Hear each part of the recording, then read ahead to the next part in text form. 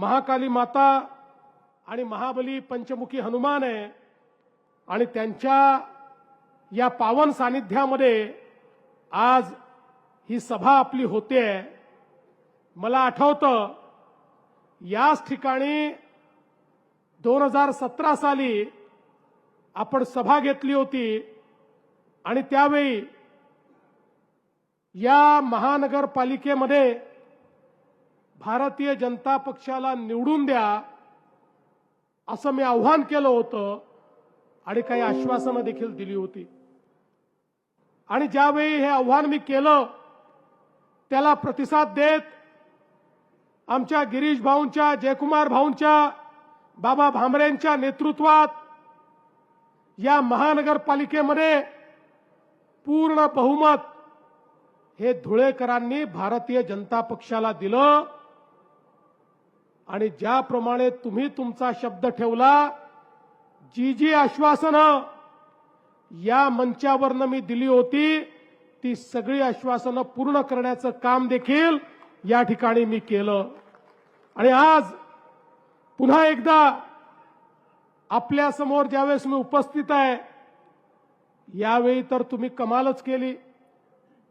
सुरुवातीला चौकार मारला, 4 नगरसेवक बिनविरोध धुळ्यामध्ये तुम्ही निवडून आणले। आता आपले नगरसेवक बिनविरोध आले तर काही लोकांना मिर्ची लागते। अब तुमको मिर्ची लगी तो मैं क्या करूं? अरे या ठिकाणी देशाच्या लोकसभेमध्ये 35 खासदार बिनविरोध आले आहेत, 35 खासदार, आणि त्यापैकी 33 खासदार काँग्रेसच्या काळात आले आहेत। जर खासदार त्या ठिकाणी बिनविरोध आले तर लोकशाही जिवंत। आणि धुळेकरांनी आमचे 4 नगरसेवक हे बिनविरोध दिले तर लोकशाहीचा खून झाला असं म्हणणाऱ्यांचं डोकं हे कुठे आहे हे सांगण्याची आवश्यकता नाहीये। धुळेकरांनो, तुमचं प्रेम आम्ही स्वीकारतो आणि तुम्हाला धन्यवाद देतो। आणि खऱ्या अर्थानं निश्चितपणे या धुळ्याचा विकास करण्याचा प्रयत्न आम्ही करणार आहोत। आपल्याला कल्पना आहे, मगाशी जयकुमार भाऊ सांगत होते, आपलं धुळे एक उज्ज्वल इतिहास असलेलं अशा प्रकारचं शहर आहे, एक उज्ज्वल इतिहास असलेला जिल्हा आहे। एका अर्थानं महाराष्ट्राचं प्रवेशद्वार आहे। एकीकडे गुजरात आहे, दुसरीकडे मध्य प्रदेश आहे। अशा पद्धतीनं महाराष्ट्राचं प्रवेशद्वार असलेलं अशा प्रकारचं आमचं धुळे आहे। एकेकाळचं एक अतिशय प्लॅन्ड अशा प्रकारचं शहर। पण हे खरं आहे की या शहरामध्ये अनेक वर्षात विकासाचं काम न झाल्यामुळे शहराची अवस्था अत्यंत बिकट झाली, हे देखील आपण बघितलं। पण बंधू भगिनींनो, 2003 साली स्थापन झालेल्या या महानगरपालिकेने पहिल्यांदा विकास जर बघितला असेल तर तो भाजपच्या काळामध्येच बघितला, हे देखील या ठिकाणी मान्य करावं लागेल। आणि लवकरच 2 वर्षांनी ही महानगरपालिका रौप्य महोत्सव साजरा करणार आहे। या रौप्य महोत्सवी वर्षामध्ये पुन्हा एकदा भाजपच्या नेतृत्वामध्ये या महानगरपालिकेला विकासाकडे नेण्याचा संकल्प करण्याकरता मी या ठिकाणी आपल्यामध्ये हजर झालो आहे। बंधू भगिनींनो, खऱ्या अर्थानं आपण जर बघितलं तर मागच्या काळामध्ये बाबांनी देखील सांगितलं की आमच्या या नेत्यांच्या पाठपुराव्यामुळे 170 कोटी रुपये अक्कलपाड्याच्या योजनेला आपण दिले। या धुळ्यामध्ये दर 10 दिवसांनी पाणी येत होतं, त्या ठिकाणी 170 कोटी रुपयाची योजना आपण पूर्ण केली। आज धुळ्याला चांगल्या पद्धतीनं पाणी मिळत आहे। पण आमचं स्वप्न एवढंच नाहीये।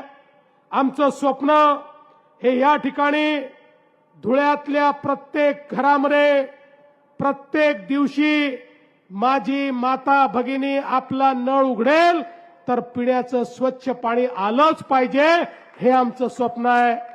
आणि म्हणून धुळे असेल धुळ्याच्या विस्तारित 11 गावांचा भाग असेल, त्याही ठिकाणी 143 कोटी रुपयाची पाणी पुरवठ्याची योजना ही आपण सुरू केली. त्याचंही 70% काम झालंय. 91,000 नागरिकांना त्याचा देखील फायदा होणार आहे.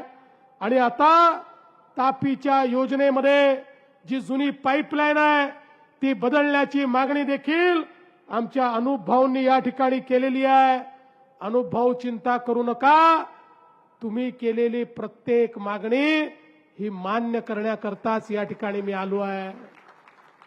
आपले नेते माननीय मोदीजींनी आपल्याला सांगितलं, 70 वर्ष या देशामध्ये शहरांवर अन्याय झाला.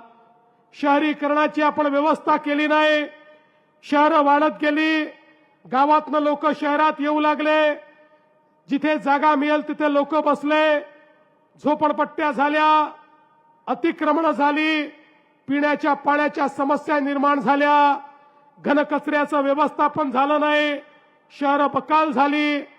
त्या ठिकाणी आमच्या नाल्यांमधनं मैला वाहू लागला. दुर्गंधी आणि मच्छर याचा त्रास शहरांमध्ये तयार झाला. 70 वर्षापर्यंत शहराकडे कोणी लक्ष दिलं नाही. पण मोदीजी आले आणि मोदीजींनी सांगितलं, गावासोबत शहरांचाही विकास करावा लागेल. आपली शहरं अन्न, वस्त्र, निवारा, शिक्षण, आरोग्य, रोजगार यामुळे लोक शहराकडे येतात. देशाच्या जीडीपीचा 65% जीडीपी शहरात तयार होतो. शिक्षण आणि आरोग्याच्या सोयी आणि रोजगाराची निर्मिती ही शहरामध्ये होते. आणि म्हणून मोदीजींनी सांगितलं, शहरं चांगली झाली पाहिजेत. शहरं जर चांगली झाली तर शहरातला गरीब, शहरातला मध्यमवर्गीय यांच्या जीवनामध्ये मोठं परिवर्तन येईल आणि त्या माध्यमातून आपल्याला रोजगाराची अधिक निर्मिती करता येईल.